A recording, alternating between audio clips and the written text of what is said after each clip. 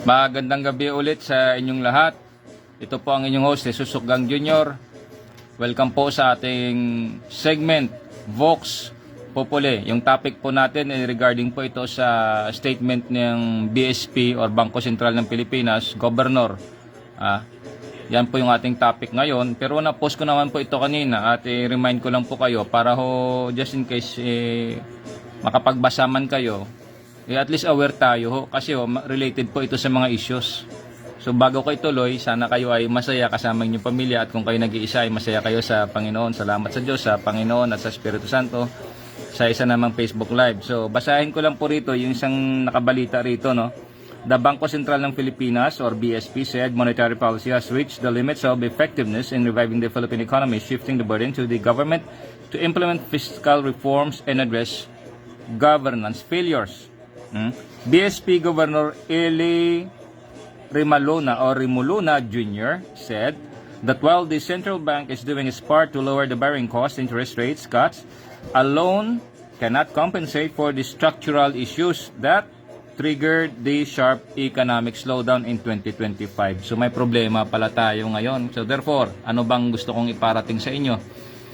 Kasi meron hong mga issues pa na mga marami ho, alam ko baka pagod na kayo pero hindi ho dapat tayo mapagod, at least para bang, at least ano lang, get to know lang, for information purposes only, for consumption. Kasi makita natin, halimbawa may mga nagsasalita dyan, mga makipaggera sa China, kung ano-ano pa, ay hindi ho ganun. May mga politiko na kung magsalita, grabe ho, talagang hinihimok na, gusto nang makipaggera sa China meron ho tayong mga economic concerns And to go to war, it's not prudent It's not prudence. That is suicide. Quote ko po dito ang sinabi ni Genghis Khan, to fight a war in which you can never win is lunacy. Guard. Guard. I can't even spell guard. So grabe ho. Ang problema ng bansa natin, isa dyan ang ekonomiya. Meron nga dito sinasabi na structural failures. What are the structure ng government natin? Meron yung tatlong branches. Ano ho yun? Legislative, executive, tsaka judiciary. Article 6 is legislative. Executive is Article 7. Article 8 is the legislative branch of the government. So tatlo ho iyan. So under ho sa executive, siya ho yung may pinakamaraming kabinete. Kasi under doon sa kanyang kabinete, nandun ho mostly nakalatag yung structural, ano ba tawag nito, sabi niya? The structural issues or the structure of the government, to implement, to execute. What are those execute national programs?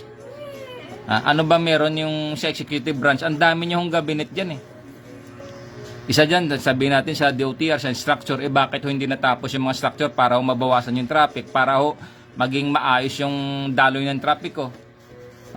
Mga ports, mga pier, ano pa yan? Yung sa implementation doon sa customs, bakit nagka-problema? Bakit ang mahal ng bigas? Anong nangyari sa atin? Bakit ang mahal ng bigas? Meron ba tayong production ng local supply? Baka yung kalsada doon, baka yung irrigation yan, baka ho yung mga nakaupo na tao din, hindi ho na-account. So ganun ho yan. Those are the government structures na dapat i-address ng government para ho siyempre tumaas yung, o bumaba yung supply, yung presyo ng bigas. Dapat i-improve mo yung structural mo sa agriculture. Ganun ho yan, yung kalsada, transportation. Isa nga malungkot na balita rito, yung sa Panay Island, dyan sa Iloilo City, yung Panay Railway ho. Tatandaan ko yan Sana kinontinue iyan. Kaso nung napalitan itong si Marcos, nung pinalayas dahil dun sa EDSA People Power Revolt, syempre, naupuan ng mga tanim ng dragon. Tanim ng dragon, pinaalis din yung tanim ng dragon. Kaya nga two-face yan sila Opo, two-face yan sila, mga tanim ng dragon. So at least ito, alam naman ng Amerika ito. So yung Panay Island dyan, in particular the Panay Railway, abay sinira ho. Sana kung na-implement yan, na-improve yan, siyempre yung biyahe mo, yung distribution, yung goods, yung goods from the outer towns, other provinces going to Iloilo City and other towns, dapat mas mababa lang yung presyo ng ano, yung travel cost. Dapat ganun. So therefore, makabenta ka ng mga products mo sa mababang halaga.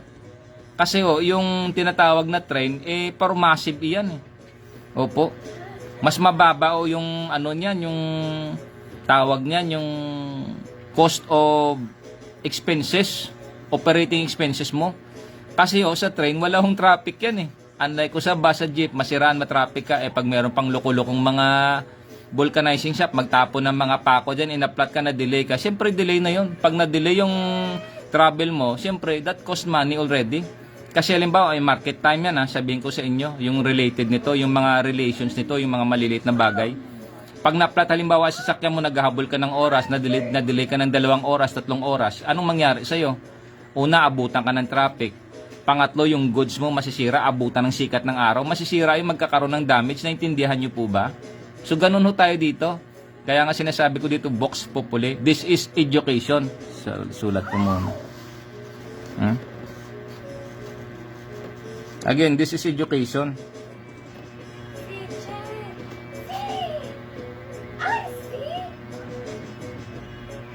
Ayaw ako, ito na lang, i-edit ko na lang dito.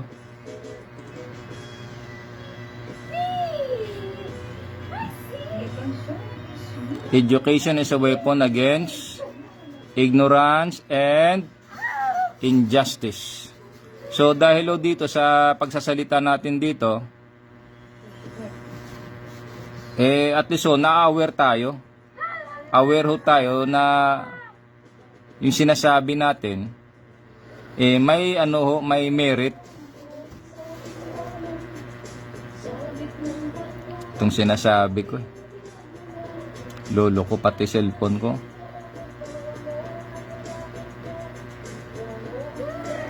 Tapos ewan ko ba. So yan education is a weapon against ignorance and injustice. So ito po sinabi ko na sa inyo na pag na-delay ka halimbawa ng 2 hours lang, abutan ka ng init, traffic, yung goods mo sabi mo man halimbawa gulay, pero considered pa rin yan na perishable yan kasi pag naabutan ng init, anong mangyari dyan? Siyempre malalanta. Tapos yung market hour mo, yung rush ng customer, yung rush ng tao, hindi mo maabutan, so therefore may losses ka. Ibubulgar ko kayo dito, tanim ng dragon, mga salot kayo. Anong ginawa nyo sa amin? Pinahinto nyo, kinapon nyo yung Panay Railway na yan, na dapat yan sana ang pinakaugat, the very backbone iyan ng isang ekonomiya dyan sana sa Panay Island kung hindi nyo tinraidor kami. Anong ginawa nyo? Alam na. So meron tayo, at least masumbong ko kayo sa Amerika, ulit-ulitin ko ito. Kung inuulit-ulit yan yung sinabi ni MLQ, Manuel Quezon, patawarin yung tao, patay na rin Ulit-ulitin ko rin ito. For the freedom of man. Kasi wala tayong freedom again kung hindi natin alam kung anong ibig sabihin ng freedom. Kung anong freedom sa alin. Freedom of who? Freedom from what? Kung hindi natin alam. So education pala ang kailangan.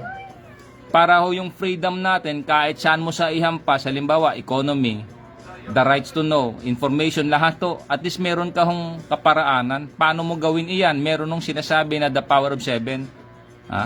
Andito yan. Wala talaga sa isang cellphone ko The power of 7 anchored in 3.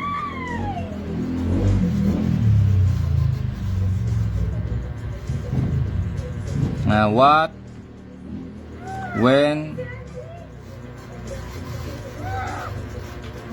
where, what, when, where, why, who, which, and how.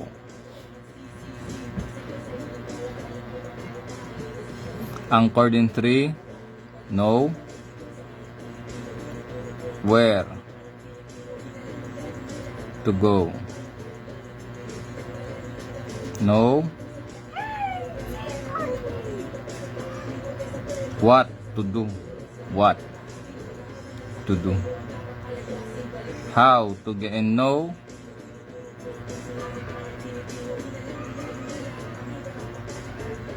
how to get there.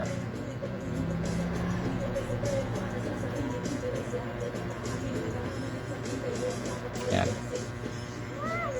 Lagyan ko siyempre ng author. Pinaghirapan din natin mag-isip yan, no?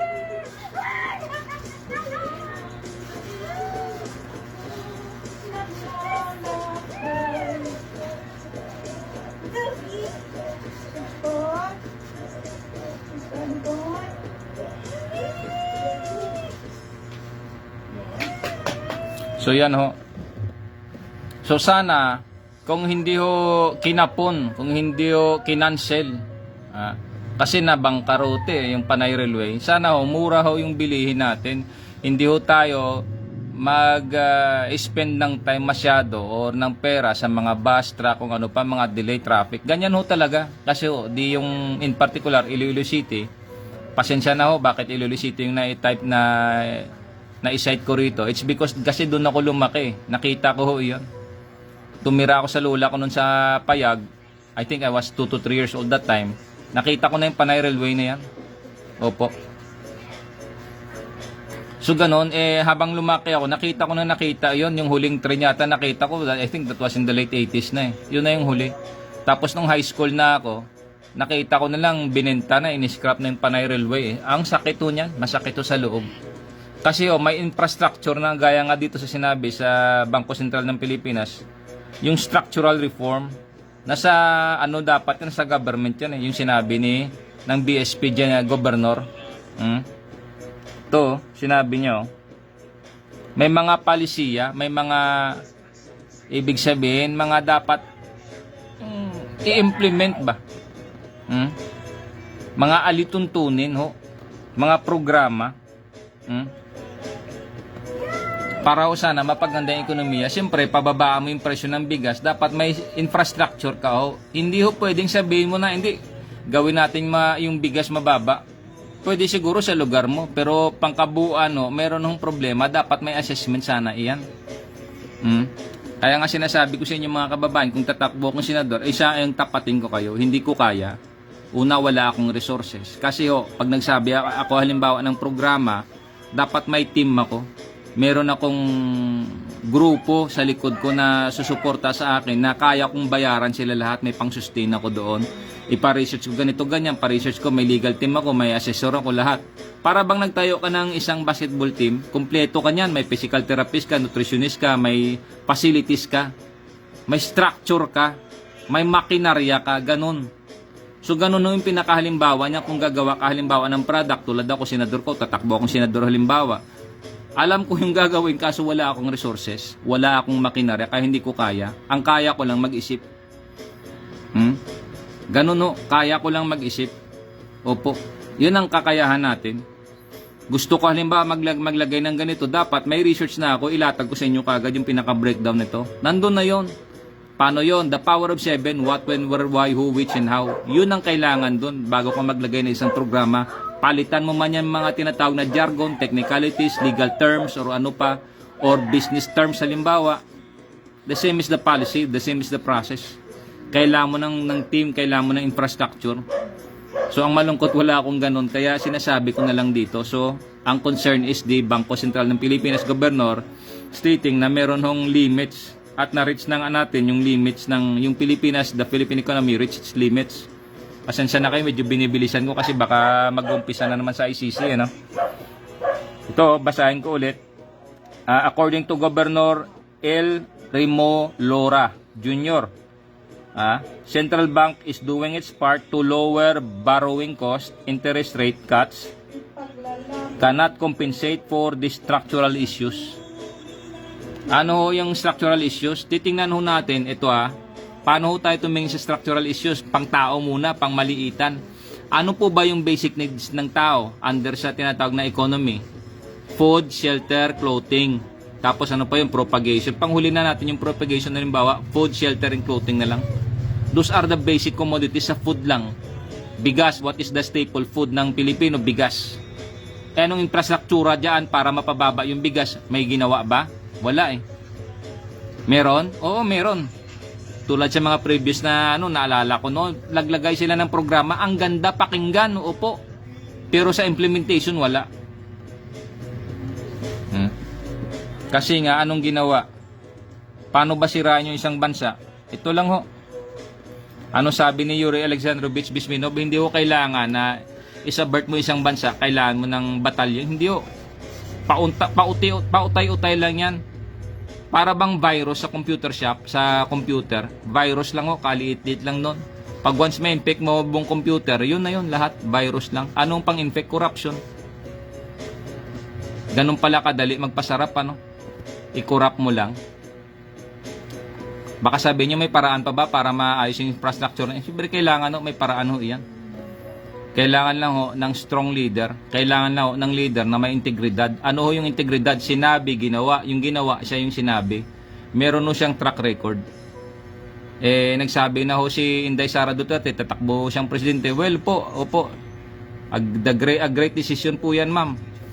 Yung support to, again, sabihin ko sa inyo, sinasabi ko rin dito ulit, ma'am, ulitin ko ho. Siguro pangatlong sabi ko na ito. Ma'am, kung kailangan nyo po yung suporta, ma'am, kahit ma'am ako isang hamak lang, lahat po ng talino ko dito, nakatago man o nakalabas naman yung iba, ibubuhos ko dyan sa inyo, ma'am. Willing ho ako. Ngayon, tanungin nyo ako anong pwede kong magawa. Pwede ho, tulungan ko kayo, panagutin yung mga nanggago sa gobyerno natin. Pwede ho, may mga kaparaanan iyan. Ang dali lang ho niyan. Ang sikreto nila, hindi ho sikreto iyan. Nakasaad yan sa Ecclesiastes 12:14. Na may sikreto, talagang ibubulgar ng Diyos yan. Ganun lang ho, madali iyan. At alam ito, alam nyo yan, ma'am. Madali lang ho iyan. So, yun lang ho ang aking gustong iparating sa inyo. Kaya nag-live ako. Sunod-sunod ho ng pagla-live natin ngayon. Dahil ito ho yung mga concern na ito. Para ho at least alam ninyo. Pwede ho mag-comment kayo dun sa mga nagsasabi na we are ready militarily. Hindi ho. Ang military ho, nakadepende din yan sa economy. Naglaro kayo halimbawa sa games lang ha. Games lang ng mga online games lang tulad yung mga arcade games. Mga ano tawag nito? Yung Clash of Clans, kung ano-ano man, Backyard Monster, Clash of Clans, ano pa ba? Kailangan ho may tinatawagan na economy. Under doon sa economy, 4 nga lang yung resources doon. Ano ba yung resources doon? Wood, gold, food, ano pang isa doon? Yung resources pang construction, yung ginagawa pang wall, 4 nga lang yung resources doon o 5 resources lang eh. 'Di ba, para mag-build ng economy, tapos gagawa ka doon ng mga sundalo mo, mga workers mo, mga engineers mo, mga doktor mo, lahat 'yan eh. So, diyan ho, by that games, meron ho tayong tinatawag na virtual, at least the very basic ho, virtual and basic economy of understanding what an economy is. You have to manage your resources. Yung money ho is also considered as resources. Kasi ginagamit mo pagtayo ng mga infrastructure yan eh. Kung kinurap mo, anong tawag mo dyan? Ganun ho. Wag ho kayong magsabi na baka wala kayong alam sa meron ho kayong alam what is the basic structure ng isang government. Sa tingnan mo sarili mo, kasi ang konstitusyon natin, ang konstitusyon ng Pilipinas, 1987 Constitution, o yung sabing ni Vic Rodriguez, at alam mo ito ng mga legal minds, mga legal luminaries, ang 1987 is a core constitution. Dumaan ba yan sa Concon? Dumaan ba yan sa Assembly? Hindi nga eh. Binigla na lang yan eh. Sabi nga ng isang legal mind yung hindi ko lang mabanggit yung pangalan dito, anong sabi niya? Yan ho yung legal na, yung illegal na naging legal eh. Opo, yung Constitution 1987 Philippine Constitution, hindi ho yan, ang tawag nga nila dyan, core constitution. Ganun ho yung katotohanan dyan.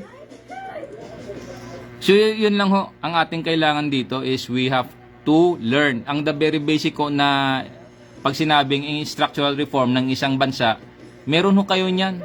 Yung constitution, yung katawan natin, that is also a constitution. Ano ho yung needs ng constitution ng katawan ng tao? Ito, clothing. Diba kailangan natin ng damit? Those are necessities. Hindi yan hindi yan gusto lang. It is a necessity. You cannot do without. Hindi ka pwedeng maglakad na wala kang damit. Hindi ka pwedeng maglakad na wala kang pagkain. So basic yun. Food, clothing, shelter, o bahay. Kailangan mo ng bahay. Para ho may tinatawag na human decency. And what is human decency kung yung government natin, sinisira iyan? Kasalukuyang sinisira ho tayo ng traidor ng tanim ng dragon. Ano ho yung sinisira nila sa atin? Economy ho, resources ang kinukuha sa atin, ninanakaw, hindi nilalagay sa mga infrastructure. Ano nangyayari sa atin ngayon?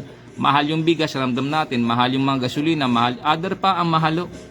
So those are structural collapse. Ano sabi ng gobernador ng Bangko Sentral ng Pilipinas? Reach its limits. Ito, Central Bank is doing its part to lower borrowing cost, interest rate cuts.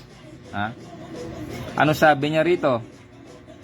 The Bangko Sentral ng Pilipinas said monetary policy has reached the limits of its effectiveness in reviving the Philippine economy. So those are may mga technical pa rito. Tingnan nga natin dito. Malalim na ito masyado. Pupuntahan mo talaga ito sa pinaka-source nito. So yun na ho.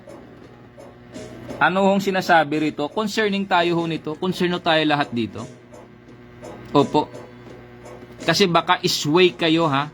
Isway kayo. Magkaroon na naman ng corruption. Meron hong mga magagaling magsalita. Publicly, they can speak publicly. To sway public opinion. Blinding you of the fact na meron ho tayong basic na dapat malaman. And what is that? Rights of ours to know the very basic. Meron ho tayong kailangan na food, shelter, clothing. Basic ko iyan. Tapos anong gagawin? Makipaggera tayo. Ang mahal nga ng walang common sense.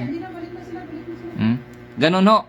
So, sana na ipaabot ko sa inyo yung concern ho ng Bangko Sentral. We have limits. Na-reach na po yung limits to revive the Philippine economy effectively. Anong sabi niya rito?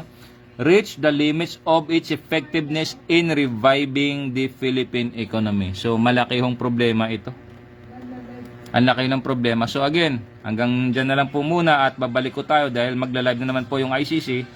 Makinig po tayo at pakinggan natin. So salamat sa Diyos, sa Panginoon, at sa Espiritu Santo, sa ating segment na Vox Populi, the voice of the people. Topic is about the concern ng BSP regarding dun sa reviving the Philippine economy has reached its limits. Ito ang inyong host, Jesus Gang Jr. O the Alterang Partem. Let us hear the other side. Sa Diyos po ang karangalan, sa Panginoon at sa Espiritu Santo. Amen.